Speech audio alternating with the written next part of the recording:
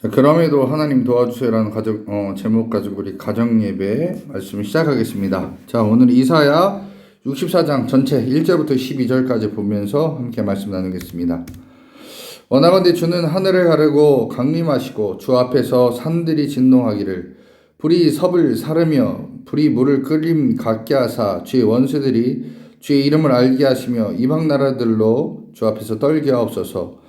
주께서 강림하사 우리가 생각하지 못한 두려운 일을 행하시던 그때에 산들이 주 앞에서 진동하여 싸우니 주위에는 자기를 앙망하는 자를 위하여 이런 일을 행한 신을 옛부터 들은 자도 없고 귀로 들은 자도 없고 눈으로 본 자도 없었나이다. 주께서 기쁘게 공의를 행하는 자와 주의 길에서 주를 기억하는 자를 선대하시거늘 우리가 범죄함으로 주께서 진노하셨사오며 이 현상이 이미 오래되었사오니 우리가 어찌 구원을 얻을 수 있으리이까? 무릇 우리가 다 부정한 자 같아서 우리의 의는 다 더러운 옷 같으며 우리는 다 잎사귀 같이 시들므로 우리의 죄악이 바람같이 우리를 몰아가나이다. 주의 이름을 부르는 자가 없으며 스스로 분발하여 주를 붙잡는 자가 없사오니 이는 주께서 우리에게 얼굴을 숨기시며 우리의 죄악으로 말미암아 우리가 소멸되게 하셨음이니이다. 그러나 여호와여 이제 주는 우리 아버지시니이다. 우리는 진흙이요 주는 토기장이시니 우리는 다 주의 손으로 지으신 것이니이다. 여호와여 너무 분노하지 마시오며 죄악을 영원히 기억하지 마시옵소서. 구하오니 보시옵소서. 보시옵소서. 우리는 다 주의 백성이니이다. 주의 거룩한 성읍들이 광야가 되었으며 시온이 광야가 되었으며 예루살렘이 황폐하였나이다. 우리 조상들이 주를 찬송하던 주의 거룩하고 아름다운 성전이 불에 탔으며 우리가 즐거워하던 곳이 다 황폐하였나이다. 여호와여 일이 이러하거늘 주께서 아직도 잠잠히 계시려 하시나이까?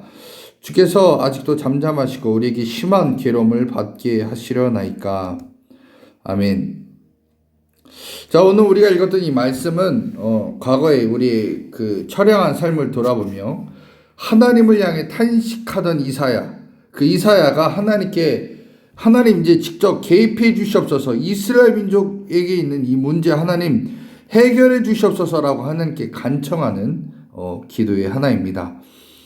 이사야 선지자가 어떤 식으로 표현하냐면 하나님께서 이제 마치 숨어 계시는 하나님, 우리는 정말 힘들고 어려운 가운데 있는데 하나님 왜 숨어 계십니까? 이제 나오셔서 우리 안에 있는 이 문제 하나님 해결해 주시옵소서라고 간청하는 내용이 이제 초반에 나옵니다. 그러면서 이스라엘 백성의 대적이 곧 하나님의 대적이니까 하나님 그 대적들과 싸워주시고 무너뜨리게 해주시고 이기게 하옵소서라고 외치는 게 오늘 말씀의 내용입니다. 그래서 이스라엘이 하나님을 앙망하는 자이고 주님께서 이스라엘 위하여 일하심을 모든 나라가 알게 하시옵소서라고 기도하는 기도가 바로 오늘 말씀의 내용입니다. 그러면서 이사야는 자신의 제목도 하나님께 얘기합니다. 근데 이제 자신들이 먼저 도와달라는 얘기를 먼저 하죠. 그러니까 자기가 죄인이고 문제가 있고 죄를 졌더란 이 부분을 얘기하는데, 어떻게 보면은 하나님 먼저 회개합니다라고 먼저 얘기할 법한데, 그런데 먼저 도와달라고 하고 회개를 얘기합니다. 하나님 우리 죄를 용서해달라 얘기합니다. 근데 이 기도의 포인트는 뭐냐? 하나님은 우리의 아버지시고 우리는 하나님의 아들이고 하나님 우리의 주인 되시고 우리는 하나님의 종입니다. 그러니까 이 관계를 하나님께서 먼저 기억해 달라라고 얘기합니다. 자, 그렇다면 이사야가 말하는 이스라엘의 죄는 무엇일까요? 이스라엘은 예배는 드리긴 합니다.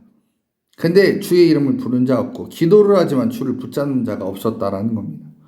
자, 그러니까 하나님께서 그들에게 얼굴을 숨길 수밖에 없을 정도로, 즉 하나님께 볼 때, 하나님 보실 때는 없는 존재, 그런 존재로 삶을 살았던 게 바로 이스라엘 민족이었습니다. 자, 그런데 이제 이사야 선지자는 하나님 그렇지만 우리에게 은혜를 베풀어 주시옵소서라고 얘기합니다. 어떻게 보면 뻔뻔하죠. 하나님께 돌이켰고 하나님 없는 존재로 여기었던 이스라엘 민족이 하나님 앞에 은혜 베풀어 달라고 얘기합니다. 왜요? 첫째, 여호와는 이스라엘의 아버지입니다라고 강력하게 외치는 거예요. 당신은 우리 아버지니까 도와주세요라고 얘기하는 겁니다. 그리고 진흙과 토기장의 비유를 들면서 하나님께서 만드신 우리는 하나님의 토기입니다. 근데 하나님 이렇게 만들지 않았습니까? 물론 우리가 좋은 작품으로 이렇게 남았으면 좋겠지만 하나님 지금 비록 이렇게 문제가 많고 하나님께서 보실 때 잘못된 작품이라도 하나님의 작품이니까 하나님 도와주세요라고 하나님께 간청하는 게 바로 오늘의 말씀입니다. 두 번째로 이사야는 이스라엘은 하나님의 백성이니까 하나님 은혜를 베풀어 주세요라고 얘기합니다. 원래는 하나님께서 만드셨을 때는 이스라엘은 하나님의 거룩한 성읍, 하나님의 온전한 나라였지만 지금은 황폐한 상태로 전락했습니다. 그러나 하나님 도와주시옵소서라고 얘기합니다.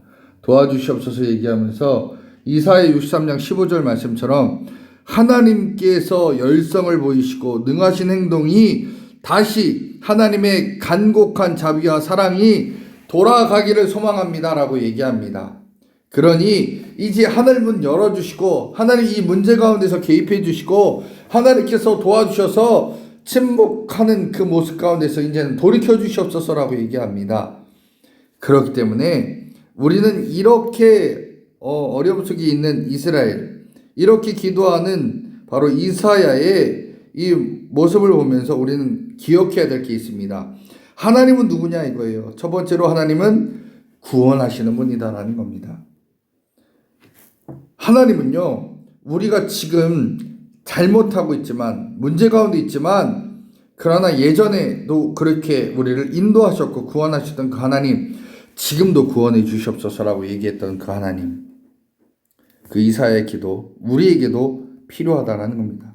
그러니까 하나님, 지금 문제 가운데 있지만, 잘못된 가운데 있지만, 돌이켜 주시옵소서라고 외치면서 하나님의 도움을 구해야 됩니다. 둘째, 우리에게 필요한 것은 하나님의 은혜와 용서입니다. 우리가 행한 건 물론 죄 많습니다. 흠이 많고 주님 보실 때 합당하지 않을 수 있습니다. 그러나 우리는 하나님의 자녀입니다. 지금 이 위기 가운데 어려운 가운데 하나님 도와달라고 기도해야 되는 것은 우리가 해야 될 일이라는 겁니다. 여러분 어쩌면 뻔뻔할 수도 있어요. 내가 이렇게 죄 가운데 있지만 하나님께 나아간다? 어쩌면 뻔뻔할 수 있습니다. 그러나 이스라엘 이렇게 했어요. 죄 가운데 있지만 하나님 도와주세요. 죄 가운데 있지만 하나님 은혜와 용서를 구합니다 라고 얘기했던 게 바로 이사야의 기도입니다. 여러분 어떤 자입니까? 하나님께 가려고 하지만 내가 지은 죄가 너무 많아서 아직도 머뭇거리고 계십니까? 근데 이사야 선지자도 그렇게 얘기합니다. 하나님 이스라엘도 하나님 도와주세요 먼저 했고 그 다음에 회개를 얘기했습니다. 그 다음에 하나님의 인도하심을 구했습니다. 우리도 지금 그렇게 해야 될 때입니다. 여러분 지은 죄가 많이 있지만 하나님이 용서해 주세요. 그리고 나 하나님의 종입니다. 하나님 아들입니다. 딸입니다. 굽어 살펴주세요. 돌이켜주세요. 하나님의 은혜를 구합니다. 라고 말하셔서 여러분 현재 있는 그 문제들 해결받아서 여러분 하나님의 은혜와 그 기쁨을 누릴 수 있는 믿음의 종들 다 되시기를 간절히 축원합니다.